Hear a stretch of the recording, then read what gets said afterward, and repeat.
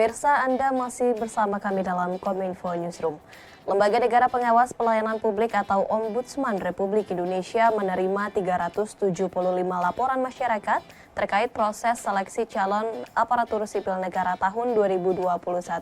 Anggota Ombudsman Robert Naendi Caweng mengatakan terdapat dua kategori jenis laporan, yakni konsultasi laporan dan konsultasi non-laporan.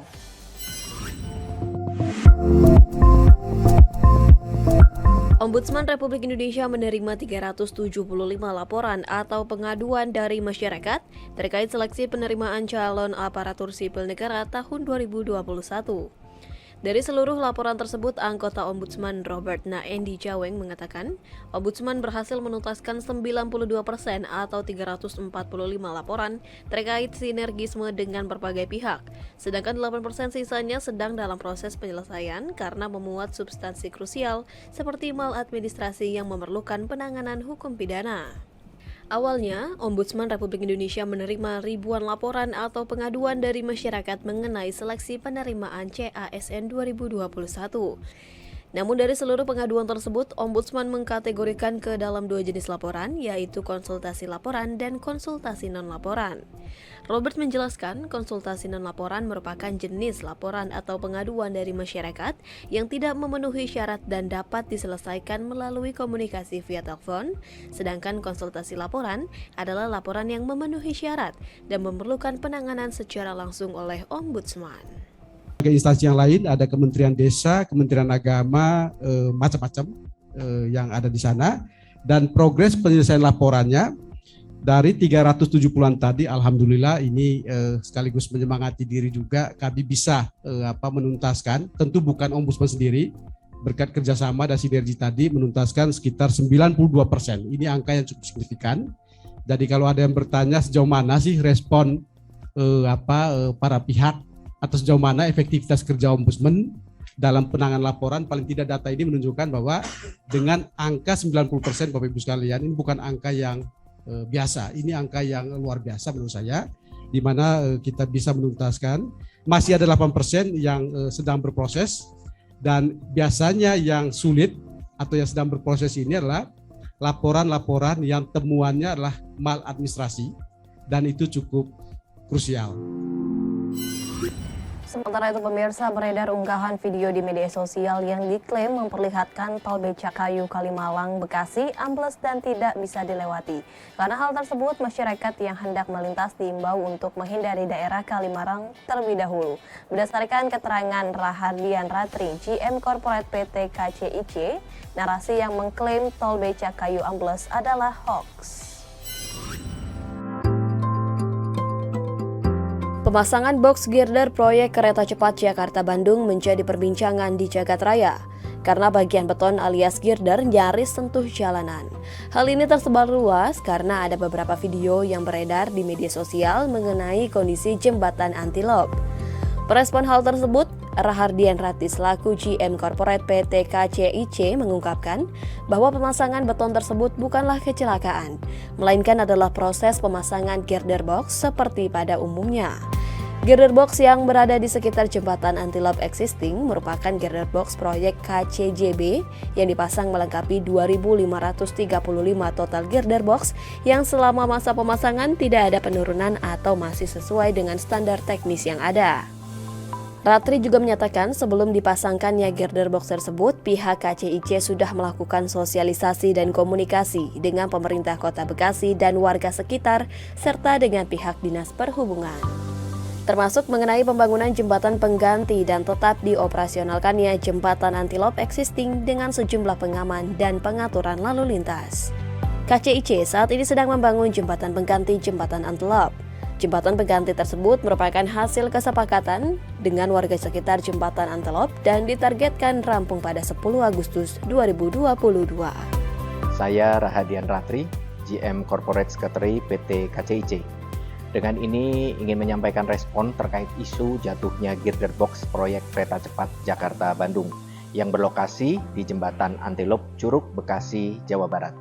Adapun terdapat beberapa hal yang kami perlu luruskan dan informasikan karena girder box yang berada di sekitar jembatan Anti-Lob merupakan girder box proyek KCJB yang dipasang melengkapi total 2.535 girder box di sepanjang proyek KCJB. Pemasangan girder box di lokasi tersebut berjalan dengan baik seperti biasa, sesuai dengan standar teknis yang ada.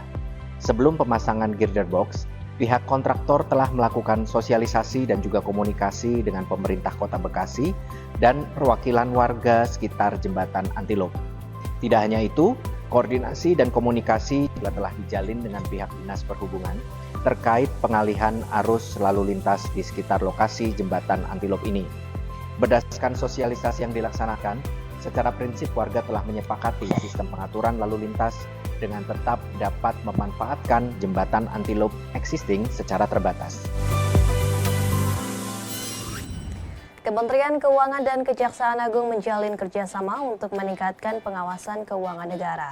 Pelaksanaan penandatanganan perjanjian kerjasama ini menunjukkan betapa pentingnya di antara instansi pemerintah untuk bisa saling mengeratkan kerjasama.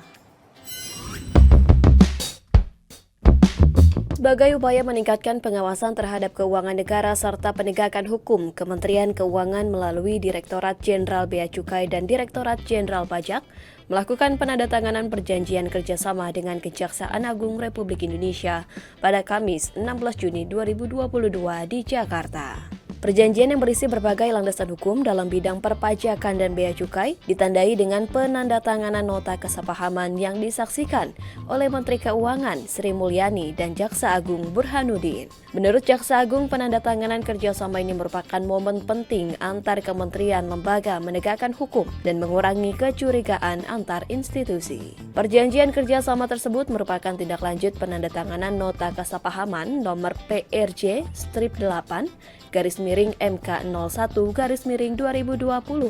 dan nomor 186 tahun 2020 tanggal 2 September 2020 tentang koordinasi dalam pelaksanaan tugas dan fungsi. Penandatanganan perjanjian kerjasama yang sangat penting untuk saling mendukung dan menjaga dan saling kemudian mensinergikan kedua tugas yang sangat penting di Republik ini, yaitu tugas menjaga keuangan negara dan tugas dari penegakan hukum. Kami berdua menyaksikan di mana Direktorat Jenderal Bea dan Cukai melakukan penandatanganan dengan Janiter maupun Jaditsus. Ini akan sangat membantu di dalam pelaksanaan jajaran bea dan cukai di lapangan. Menko pun berharap seluruh jajaran Direktorat Jenderal Bea Cukai dan Direktorat Jenderal Pajak dapat memanfaatkan kerjasama tersebut dalam rangka memberikan kepastian penanganan perkara tindak pidana perpajakan dan tindak pidana pencucian uang, serta terus melakukan komunikasi sinergi pada seluruh level atau tingkatan. Pemirsa, Dinas Komunikasi dan Informatika Jayapura melakukan audiensi terkait dukungan penyebarluasan informasi dan publikasi kepada Kementerian Kominfo Republik Indonesia di kantor Kominfo Jakarta.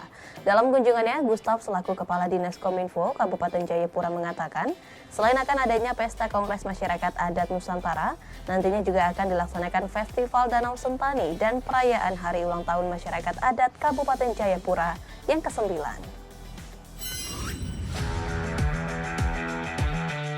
Kongres Masyarakat Adat Nusantara atau KMAN ke-6 akan dilaksanakan di wilayah adat Tabi, khususnya di Kabupaten Jayapura pada tanggal 24 hingga 28 Oktober 2022 mendatang. Sehubungan dengan hal itu, Dinas Komunikasi dan Informatika Jayapura melakukan audiensi terkait dukungan penyebarluasan informasi dan publikasi kepada Kementerian Kominfo Republik Indonesia di kantor Kominfo Jakarta Pusat pada Jumat 17 Juni 2022. Dalam kunjungannya, Gustaf selaku Kepala Dinas Kominfo Kabupaten Jayapura mengatakan, selain akan adanya Pesta Kongres Masyarakat Adat Nusantara, nanti juga akan dilaksanakan Festival Danau Sentani dan perayaan Hari Ulang Tahun Masyarakat Adat Kabupaten Jayapura yang ke-9. Kongres KMAN ke-6 juga akan diikuti oleh seluruh peserta adat baik dalam negeri maupun luar negeri, termasuk Amerika Latin dan Afrika. Gustaf juga mengungkapkan pihaknya akan lebih mengoptimalkan ketersediaan jaringan yang akan bekerjasama dengan PT Telkom di Jayapura, dan terkait tempat tinggal peserta nantinya akan menggunakan rumah warga kampung setempat sebagai bentuk dukungan untuk mensukseskan Kongres Masyarakat Adat Nusantara ke-6 di Jayapura. Gustaf berharap dengan adanya Kongres Masyarakat Adat Nusantara ke-6 ini mampu melindungi hak-hak mereka dan pemerintah untuk segera mengesahkan Undang-Undang Masyarakat Adat di Indonesia. Saya pikir kalau fasilitas PON yang ribuan orang sudah terjawab, sudah terrealisasi, tapi kami lebih mengoptimalkan apalagi nanti masyarakat itu akan tinggal di perkampungan warga yang ada di pesisir Danau Sentani, sehingga itu daerah-daerah blank spot itu juga mungkin akan kami perhatikan. Dan kami juga akan korelasi dengan teman-teman Telkomsel yang ada di Jayapura untuk mendukung. Ya, hak-hak mereka harus dilindungi, itu aja sih yang selama ini, apalagi kita lihat Undang-Undang Masyarakat Adat sampai saat ini kan belum disahkan, ya mungkin lewat Kongres Masyarakat Adat ini bisa ada hal yang dicapai di situ. Seraya dengan hal tersebut, Direktur Informasi Komunikasi Politik Hukum dan HAM Bambang Gunawan menerima kunjungan dari Diskominfo Jayapura dan siap mendukung penuh terselenggaranya Kongres Masyarakat Adat Nusantara. Kami dari Kemkominfo sesuai dengan tusi kami akan mensukseskan program tersebut, diantaranya antara lain dengan kita akan menggunakan semua fasilitas kanal-kanal informasi yang dimiliki oleh Kemkominfo. Kemudian juga kita memastikan nanti bahwa jaringan komunikasi infrastrukturnya selama proses kegiatan tersebut berlangsung dengan baik. Itu yang akan kita lakukan.